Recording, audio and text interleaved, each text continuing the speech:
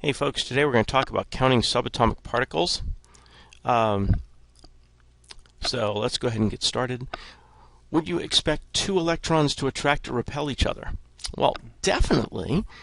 Two electrons, an electron is negatively charged, so if I put a negatively charged thing next to a negatively charged thing, they are going to tend to repel each other.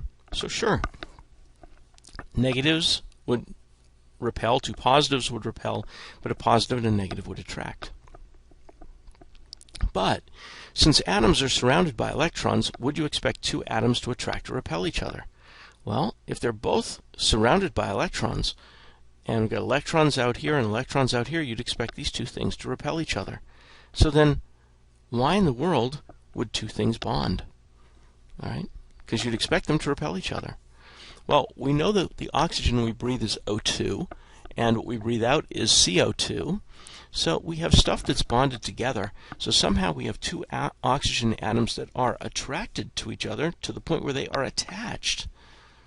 At this point, with the information that you have available to you, does it make sense that these two atoms would bond together? No.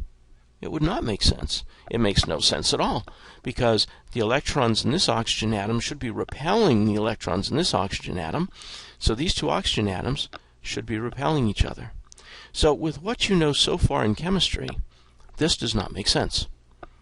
So that's okay. We'll go through that later, but bottom line is, as of what you know right now, these don't make sense. And why is an atom electrically neutral? That was something that we discussed in the podcast. Let's take, for example, oxygen. Oxygen is number 8 on the periodic table. So that means in the middle of it, it has 8 protons. And it also means, if you remember, it has some number of neutrons. We're going to ignore that. And these are all in the nucleus. But then out here, we have a bunch of electrons. And there are a total of 8 electrons out here. Well, if we've got 8 positives in the middle and 8 negatives out around the outside, we have something that is electrically neutral. So, for a balanced atom, for any atom that we find on the periodic table, we know that our positive protons must be the same as our negative electrons, which really helps us figure this out.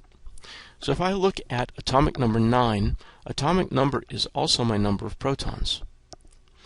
Okay, so over here, my number of protons, which are positive, is number 9. And my number of electrons, which are negative, must be exactly the same as my number of protons. Sorry, haven't had to look anything up yet. So I haven't had to look anything up. Everything is pretty easy because those numbers are all the same. Okay, so what symbol am I looking at? Well, I have to look at number 9 on the periodic table, and I find that that is fluorine, or F. And fluorine is 18.998 when I look at its atomic mass. Let's try that again. 18.998, and that's AMUs. Alright, so let's see what we can figure out really easily. 14 is the number of electrons, so that means that must also be the number of protons. And because it's the number of protons, it must be our atomic number. Okay, so what symbol do we have for number 14? Well, I look for number 14 and I find that it is the element silicon, or Si. And I look at its atomic mass and it's 28.066. 28.066, and again that's in atomic mass units. Well, on this next one I'm only given 47.88, so I have to go look around for 47.88, and that happens to be Ti. And Ti is number 22.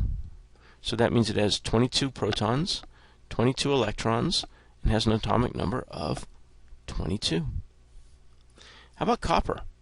When I look for copper, I can see copper, and it says that copper is number 29. So that means its atomic number is 29. That means it must have 29 protons, and because it's balanced and it's on the periodic table, it has 29 electrons.